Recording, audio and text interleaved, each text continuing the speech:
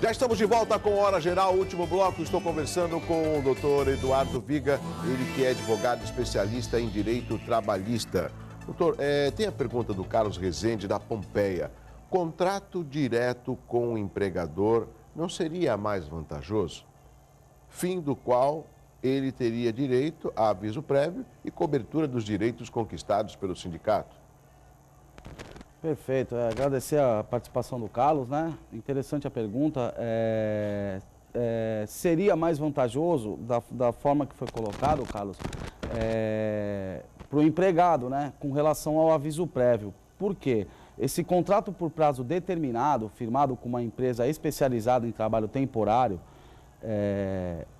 quando chega o seu termo final desse contrato, o trabalhador ele não terá o direito ao aviso prévio e tampouco ao pagamento da multa, multa fundiária, né? Multa compensatória dos 40% dos depósitos fundiários sobre o saldo do fundo de garantia. Por que ele não terá direito a esses pagamentos? Porque quando o trabalhador ele é contratado, ele já tem, ele já sabe que aquele contrato terá um prazo de duração até 2 meses ou 3 meses, uma data estipulada para o seu termo final. Então, se ele já tem conhecimento de que o contrato encerra-se na data tal, ele não precisa ser avisado previamente de que ele já tem ciência daquilo. Então, não há o pagamento do aviso prévio e tampouco da multa de 40% sobre os depósitos fundiários. Há a liberação, sim, do valor depositado, né, na conta vinculada do fundo de garantia. Então, pelo lado do trabalhador, seria mais interessante, sim, a contratação por prazo indeterminado sempre, né? Até para observar o princípio que eu falei da continuidade do emprego.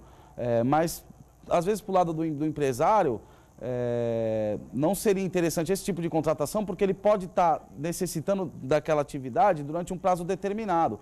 Por exemplo, agora na nossa Baixada Santista, a gente tem diversas cidades na região, cidades turísticas, né? Então a gente tem um aquecimento na economia, né? Sim. A gente tem um maior número de venda de produtos e serviços, né? Então bares, restaurantes, comércio em geral, com pagamento dos 13º salário, há uma maior venda, né? Há um aquecimento maior da economia. E aí esse empresário ele pode estar contando com esse trabalhador durante esse prazo determinado, né? Que é enquanto vai perdurar esse período de maior movimentação no comércio. Agora, doutor Eduardo Vega, e com relação a esse grande número de trabalhadores que estão na informalidade, que no meu entendimento tem um problema, o problema recai diretamente ao trabalhador e ao mesmo tempo ao governo. Então, Douglas, quem que o senhor acha que é ocupado aí nisso? O que poderia ser melhorado nesse sentido? Então, Douglas, é complicado, né? O que eu acho que poderia ser melhorado é a fiscalização por parte dos órgãos, né? Da Delegacia Regional do Trabalho, né? Do Ministério Público do Trabalho, uma maior fiscalização, né? Nessas empresas. Esse empregado que ele não tem um registro formal, ele pode estar efetuando essa denúncia, né? É preservado o anonimato desse empregado, né? Ele pode estar fazendo essa denúncia através do órgão do Ministério do Trabalho, dessa empresa que não está registrando os empregados. Seria uma forma, assim, de estar forçando as empresas. Você não acha que o governo poderia diminuir a carga tributária? Muitos empresários falam, poxa, cada funcionário para mim equivale a 2,5, que a carga tributária é muito alta. E se houvesse uma diminuição e incentivo com relação à empregabilidade, isso seria bom para ambos os lados. A qualificação, o aumento do trabalhador registrado e também uma diminuição dos impostos, que gerariam mais impostos, né? Certamente, Douglas. É bem complicada a situação, né? É um gasto, onera muito mesmo para o empregador estar regularizando e pagando todos os direitos aos trabalhadores. Mas a gente já tem algum tipo de situações, né? A contratação por uma MEI, por exemplo, você vai pagar um INSS menor, né, para esse trabalhador, mas ainda assim, talvez o governo poderia intervir e colaborar um pouco mais para que fosse melhor regularizada essa situação que é... A MEI, no meu entendimento, que é o microempreendedor individual, ele faz com que o trabalhador dê uma volta por cima da informalidade e ele praticamente contribua, pagando, lógico, o INSS, pagando de uma forma menor essas taxas e dando um amparo até para que ele possa prestar um serviço numa empresa, prestar um serviço num condomínio, prestar um serviço de uma forma que ele possa dar com um valor, parece que tem um limite, né? Uma nota fiscal, e aí ele crescer, ele se tornar uma empresa. Tem esse aspecto, a gente pode criticar, às vezes, a falta a inoperância, ou melhor, do governo, de não oferecer ferramentas para estimular o crescimento e a formalidade, mas eu vejo aí o MEI como uma alternativa. Às vezes o rapaz é um encanador, ele trabalha muito bem, ele pode prestar um serviço lá num prédio, por exemplo, mas ele não tem como prestar o serviço porque o síndico tem que ter uma nota, eu não tenho nota. Então, como é que o síndico vai justificar? Eu estou dando apenas um exemplo, né? O quanto que é importante esse microempreendedor individual. É uma alternativa para o trabalhador. Justamente, plausível a sua colocação, Douglas, e eu concordo plenamente, assim, desde que seja tudo regular, né?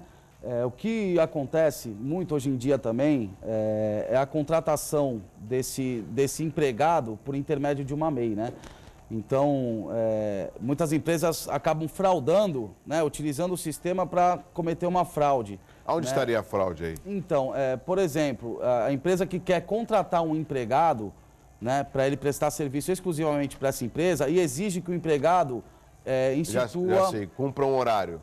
Isso, também, né? Ela preenchendo os requisitos, né, previstos no artigo 3º da CLT, né, que diz que será empregado com vínculo empregatício o empregado que receba ordens de serviço, né, subordinado, a subordinação, habitualidade, que ele preste um serviço habitual, onerosidade, que ele receba pelo serviço prestado, pessoalidade, que ele preste de forma pessoal e ele seja uma pessoa física, não uma empresa. Então, muitos exigem que o empregado constitua essa MEI para que ele continue sendo empregado da empresa, mas passe a emitir notas. Aí estaria irregular. Mas feito da forma que foi colocada pelo senhor, se ele vai prestar serviço para diversos condomínios de encanador de uma forma regular, é uma possibilidade e uma situação que é aconselhável. Então, vamos supor, só para entender, se ele presta um serviço que tem hora para entrar, tem hora para sair, e é todos os dias, ele não pode emitir uma nota dessa como microempreendedor individual, porque aí já acaba denotando um vínculo, né, de empregabilidade. Agora, se ele presta serviço, ele vai trocar uma torneira, ele vai arrumar uma luz, vai tocar a boia da caixa d'água, aí já é esporádico, aí sim caberia essa nota também. Justamente, o senhor entendeu perfeitamente, justamente isso é bom deixar bem claro, que às vezes a gente pode pensar que seja má fé do empregador, né? Ou também falta de esclarecimento, né? Mas o que é fácil para todos, o resultado sempre é melhor. E a gente está num momento de que nós precisamos crescer. E eu vejo a economia, a nossa região, por exemplo, doutor, é tão próspera e ao mesmo tempo carente de mão de obra, de pessoas que estão desempregadas, né? Esse é um outro tema que não é afeto ao senhor, que é o caso da qualificação profissional, mas com relação ao registro, aos direitos, isso provocaria o empregador a ter uma empresa muito mais responsável. E o trabalhador, por consequência, ele vai trabalhar com mais vontade, não é? Certamente. Certamente, né? Plausível as colocações e acho que assim, o senhor entendeu bem essa questão, né, que foi colocada com relação a essa empresa, essa MEI, né? É interessante que se utilize desse tipo de situação, que esses trabalhadores se profissionalizem nas suas áreas e possam constituir uma empresa, mas frisando que eles têm que se atentar a não estar fazendo isso para fraudar, né, e para desvincular ali de uma caracterização de um vínculo empregatício. Agora, doutor Eduardo, estamos chegando no final do Hora Geral. O trabalhador que não tem um sindicato que o represente na área jurídica, aonde que ele pode tirar essas informações? só através de um advogado particular? Existe algum site, algum fórum que ele possa tirar essas dúvidas? Então, Douglas, seria no Ministério do Trabalho, né? No Ministério do Trabalho tem as pessoas ali para esclarecer dúvidas, para receber denúncias, né? E pode estar esclarecendo melhor os direitos dos trabalhadores. Então, oriento que esse trabalhador que não tem um sindicato de classe que o represente, que ele procure o órgão do Ministério do Trabalho e faça as suas colocações e esclarecimentos. Fechado. Lá. Doutor Eduardo Vega, continua mais um pouco com a gente. Obrigado pela participação. Muito obrigado. Chegamos ao final de mais uma edição do Hora Geral. A reapresentação é logo mais às 4 da tarde ou no site estoucomvocê.com.br. Lembrando também que nós voltamos amanhã às 7 da manhã com um programa inédito. Estamos aguardando amanhã a presença do secretário de Segurança Pública da cidade de Santos, o coronel Sérgio Delbel. O tema não vai ser outro como segurança e eu conto com a sua participação.